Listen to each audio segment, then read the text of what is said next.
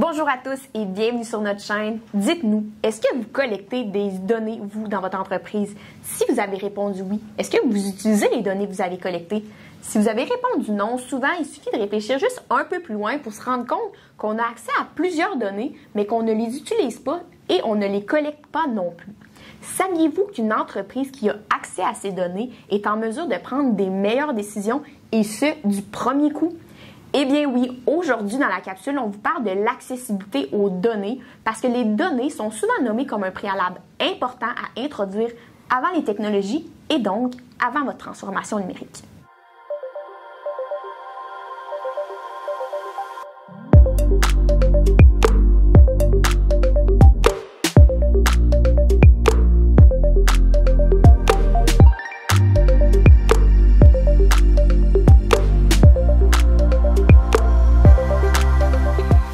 C'est bien beau vous parler d'accessibilité aux données, mais qu'est-ce que ça comprend? Premièrement, il faut savoir que l'industrie 4.0 est basée sur le traitement et le partage des données en temps réel afin de créer un environnement interconnecté. Ainsi, pour vous préparer à l'ère du numérique, une entreprise doit avoir accès à une certaine quantité de données et surtout avoir la compétence pour interpréter ces données-là. Et c'est pourquoi aujourd'hui, le préalable de l'accessibilité aux données rentre en action. Donc, à la base, une donnée, c'est quoi? Bien, une donnée, c'est un ensemble de valeurs qui représentent une information. Par exemple, on peut prendre mon permis de conduire.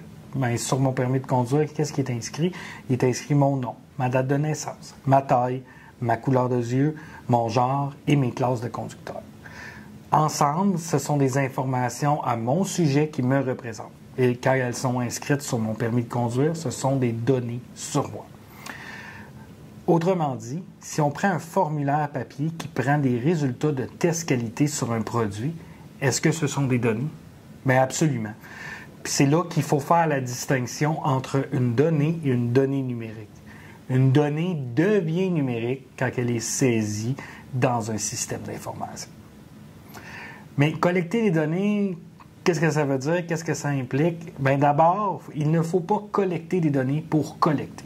C'est important de cibler les données à collecter et il faut penser qu'il faut faire ressortir et répondre à des objectifs. Trop souvent, les organisations collectent beaucoup de données, mais elles ne sont pas utilisées dans la prise de décision. C'est fondamental que les données collectées soient choisies stratégiquement. Et surtout que les données soient pertinentes pour vous. En plus de collecter des données qui soient pertinentes, il faut aussi que les données soient collectées adéquatement pour être de qualité et que vous soyez en mesure de les exploiter.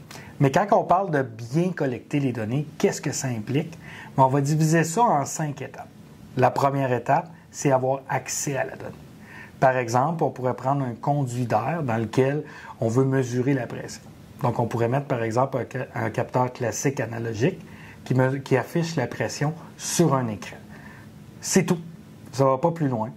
Pour exister ou être accessible, la donnée n'a pas besoin d'être collectée ou stockée. On ne va pas plus loin à cette étape-là. La deuxième étape, là, c'est vraiment collecter la donnée. Le même contexte, mais cette fois-ci, un mécanicien passe plusieurs fois par jour pour prendre en note la donnée et la recenser. Ça suffit. La donnée est collectée. Même si après la donnée elle traîne sur le coin du bureau du superviseur, elle est collectée quand même. Ensuite, la troisième étape, c'est de stocker la donnée. On reprend le même exemple, mais cette fois-ci, au lieu de laisser la feuille traîner sur le bureau, mais le superviseur conserve la donnée dans un classeur. C'est tout. Les données sont prises, elles sont stockées dans le classeur, c'est suffisant. Même si le classeur est dans le coin du bureau et qu'il ramasse la poussière et que personne ne l'ouvre, ça reste que la donnée est stockée. Ensuite, il faut que la donnée, en quatrième, soit comprise. Ce qu'on entend par comprise, c'est de comprendre ce qu'elle représente et surtout l'impact des valeurs sur, par exemple, la production. Donc, dans le même exemple, on pourrait dire qu'une pression trop élevée pourrait affecter la qualité selon le produit qui est en cours de production. Cinquième étape, qui est peut-être moins intuitive, mais qui est essentielle, c'est que la donnée, il faut qu'elle soit codifiée. Le but, c'est d'identifier chaque unité de données de manière unitaire. Donc, on peut prendre le même exemple, mais cette fois-ci, on va la structurer. pourrait avoir, par exemple, une feuille par quart. Chaque feuille de quart a son numéro unique. Chaque prise de données sur la feuille a un numéro unique aussi. Et ces feuilles-là sont mises dans le classeur avec des feuilles, par exemple, regroupées par semaine dans des filières numérotées. Et les filières sont triées et ordonnées. À ce moment-là, c'est possible d'aller dans le classeur et d'aller se référer à une donnée unique, précise, avec un code. Donc, c'est ce qu'on appelle une donnée codifiée. Maintenant qu'on a vu les 5 étapes pour bien collecter une donnée, je vais me permettre d'ajouter une 6e étape supplémentaire qui est de numériser la donnée. Donc, en fait, comme on a dit au début, la donnée devient numérique quand elle est saisie dans un système d'information, que ce soit de façon manuelle ou de manière technologique. On va reprendre exactement le même exemple, mais cette fois-ci en version numérique. Donc, on a le même tuyau dans lequel on veut mesurer la pression, mais cette fois-ci, on va prendre un capteur numérique. Cette pression-là, elle est acheminée via réseau vers un écran de contrôle qui est affiché à l'opérateur. Donc, on vient de faire la 2e étape, elle est collectée. Ensuite, cette donnée-là, elle est conservée dans une base de données d'un historien. Donc, à ce moment-là, 3e étape, elle est stockée.